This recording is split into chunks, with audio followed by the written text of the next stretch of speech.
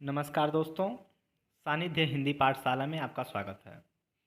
आज हम आपके कक्षा 12वीं से हिंदी पाठ्य पुस्तक का पहला पाठ दिन जल्दी जल्दी ढलता है का अध्ययन करेंगे, जिसके कवि हैं हमारे हरिवंश राय बच्चन जी।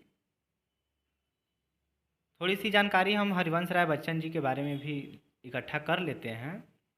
उनका जन्म इलाहाबाद में हुआ था 1907 में। हरिवंश राय बच्चन जी की प्रमुख रचनाओं में से है मधुशाला, मधुबाला, मधुकलश, क्या भूलूं का क्या याद करूं, जिनमें से मधुशाला बहुत ही चर्चित पुस्तक रही है, जिसमें कवि ने जीवन को एक मधुशाला बताते हुए तमाम पहलुओं के बारे में बताया है, चर्चा किया है। हरिवंश राय बच्चन जी की भाषा शैली हिंदी साहित्य में सबसे सरल और सबसे सामान्य हिंदी का प्रयोग करते हुए हरिवंश राय बच्चन जी ने लिखा है, जिसको समझने में बहुत ज़्यादा समझने का प्रयास नहीं करना पड़ता। बात करते हैं हम कविता की, तो ये जो कविता है दिन जल्दी जल्दी ढलता है, ये कविता एक प्रेम गीत है, जिसमें क्या है कि प्रेम के व्याकुलता का वर्णन किया गया है कि अगर किसी व्यक्ति के जीवन में प्रेम नहीं है तो उसका जीवन बड़ा दुरूह हो जाता है, बहुत कठिन हो जाता है। अगर व्यक्ति के जीवन में प्रेम नहीं है तो उसकी जीवन बहुत बहुत कठिनता पूर्वक हो जाती है। जीवन ऐसा लगता है जैसे कट ही नहीं रहा है।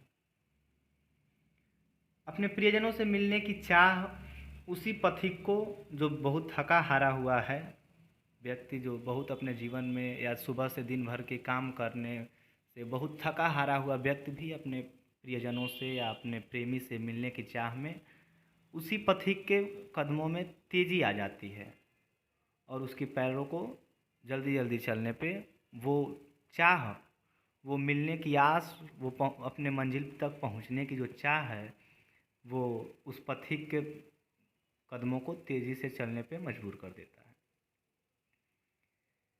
उसी प्रकार से पक्षी हैं, हम पक्षियों को भी देखते हैं। आप लोगों ने भी देखा होगा कि शाम के वक्त भले पक्षी दिन भर अपने जीवन में तमाम कष्टों को झेलते हुए, बहुत सारी थकावटों के बावजूद भी, तरह तरह के कष्टों को सह के भी, लेकिन जब शाम का वक्त आता है तो पक्षियों के जीवन में भी क्या है, किस तरह की उनके भी जीवन में जल्दी घर पहुंचने की जल्दी है, तेज़ी है, जो उनके पंखों में तेज़ी ला देती है। घर पहुंचने की चाह, अपने लक्ष्य, अपने बच्चों तक, अपने घोंसलों तक पहुंचने की जो चाह है, वो उनके पंखों में तेज़ी ला देती है।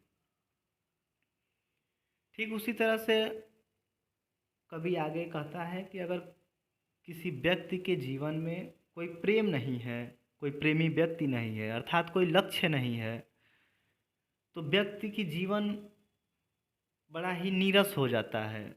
उसकी ज़िंदगी एक बिल्कुल उबाऊ हो जाती है, और किसी लक्ष्य का न होना या उसके जीवन में प्रेम का न होना उसके कदमों को बड़ा ही शिथिल कर देता है। तो जीवन में कवि का कहने का तात्पर्य यह है कि जीवन में प्रेम हो, वो प्रेम चाहे अपने प्रियजनों से हो, किसी खास व्यक्ति से हो, अपने कार्य से हो, वो प्रेम या वो लक्ष्य लोगों को अपने जीवन में आगे बढ़ने के लिए प्रेरित करता है, और उसी प्रेम की चाह में लोग अपने कार्यों को जल्दी जल्दी करते हैं। तो अब आइए हम अपने आते हैं कविता पे। तो हमारा पहला बंद जो शुरू होता है, उसमें कवि कह रहा है कि हो जाए न पथ में रात कहीं, मंजिल भी तो है दूर नहीं, यह सोच थका दिन का पंथी भी, जल्दी जल्दी चलता है, दिन जल्दी जल्दी ढलता है। एक व्यक्ति जो दिन भर के कार्यों से या अपने जीवन से थका हुआ व्यक्ति जब अपने मंजिल की तरफ बढ़ता है या आगे बढ़ रहा है, तो उसके मन में एक भ्रम है या इस बात का डर है कि कहीं रास्ते में ही, पथ मतलब रास्ता, रास्ते में ही कहीं रात ना हो जाए और मंजिल भी अब दूर नहीं है। जो हमारा लक्ष्य है, अगर लक्ष्य की प्राप्ति अब दूर नहीं है तो व्यक्ति को ये लगता है कि अब हमारी मंजिल दूर नहीं है, हमें क्या है, जल्दी जल्दी चलना है। हो जाए न पथ में रात, कहीं मंजिल भी तो है दूर नहीं, कि कहीं रास्ते में देरी न हो जाए, रात न हो जाए और मंजिल भी अर्थात हमारा लक्ष्य भी अब हमारे समीप है। तो यह बात जैसे ही उस पथिक, पंथी मतलब पथिक या रास्ता चलने वाला राही व्यक्ति, अर्थात हम अपने वास्तविक जीवन में जो व्यक्ति मेहनत कर रहे हैं जीवन में अपने लक्ष्य को प्राप्त करने के लिए, उन लोगों से ले सकते हैं कि जो व्यक्ति अपने लक्ष्य को प्राप्त करने के लिए तमाम कोशिशें कर रहा है, मेहनत कर रहा है और लक्ष्य की प्राप्ति अब कुछ ही कदम दूर है उससे, तो व्यक्ति के मन में क्या आता है कि अब हमको जल्दी जल्दी करना है। और यह सोच करके व्यक्ति क्या करता है, जल्दी जल्दी चलता है, अर्थात अपने कार्यों को जल्दी जल्दी पूरा करना चाहता है कि अब हमारी मंजिल ज़्यादा दूर नहीं है। यह सोच करके दिन का थका पंथी भी, अर्थात व्यक्ति बहुत थक चुका है, उस जगह तक पहुँचते पहुँचते या आते आते बहुत थका है, लेकिन फिर भी वो अपने कदमों को तेज़ी से बढ़ा रहा है यह सोच करके कि अब मंजिल दूर नहीं है या कहीं रात ना हो जाए। कहने का अर्थ ये है कि व्यक्ति के मन में एक तरह का भय है। रात क्या है, रात एक भय होने का तात्पर्य है कि एक भय, रात रूपी भय ये है कि कहीं मैं अपनी मंजिल से चूक न जाऊं।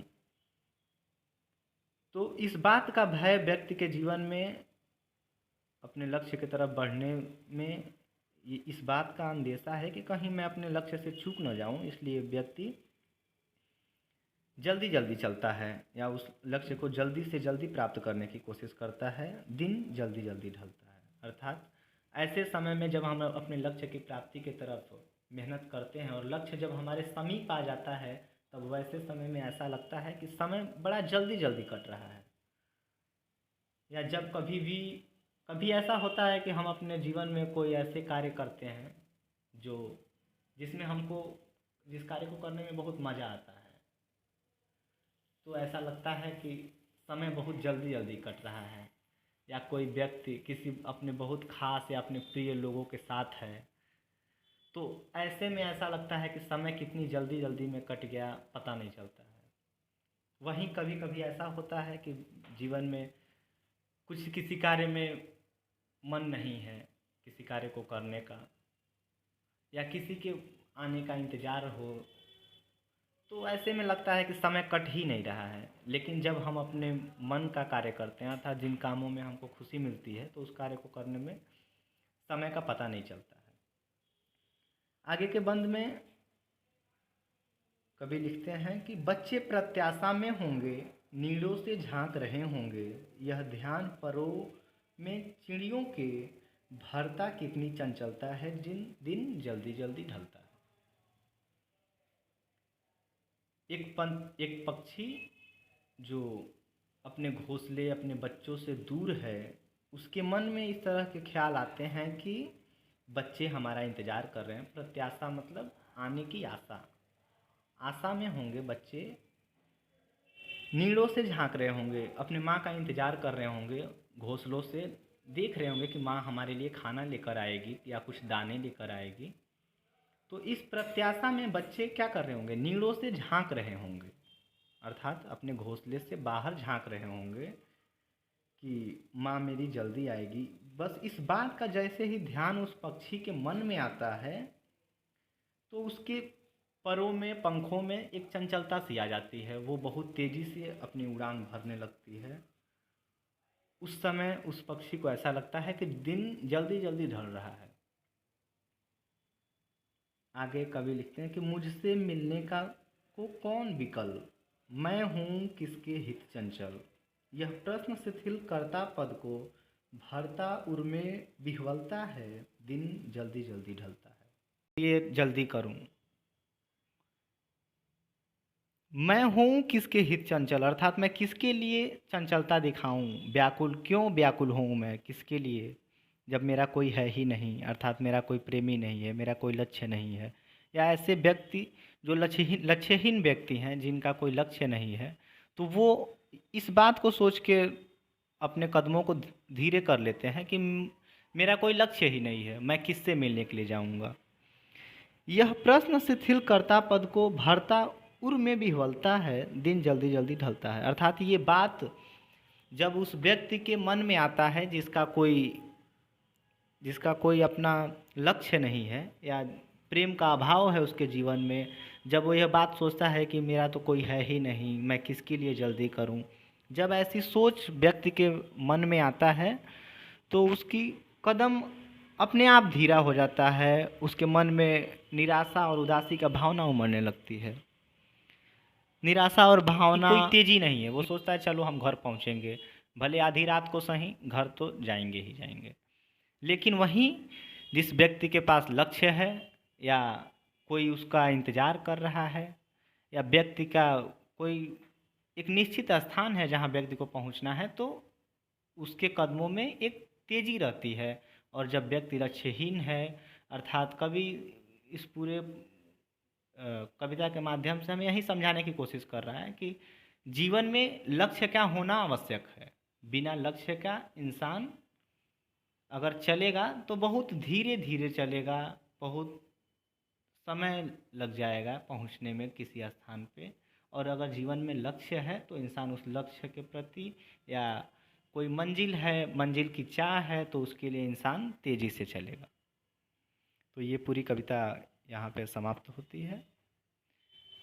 आगे आपको अगर ये मेरा पाठ पसंद आया हो तो आप इसे लाइक करें, सब्सक्राइब करें चैनल को, और शेयर करें अधिक से अधिक लोगों तक। और अगर आपको इससे जुड़ी किसी भी प्रश्न को लेके आपके मन में कोई प्रश्न हो तो आप कमेंट सेक्शन में लिखें। मैं पूरी कोशिश करूँगा कि मैं आपको उत्तर दूँ। धन्यवाद। धन्यवाद।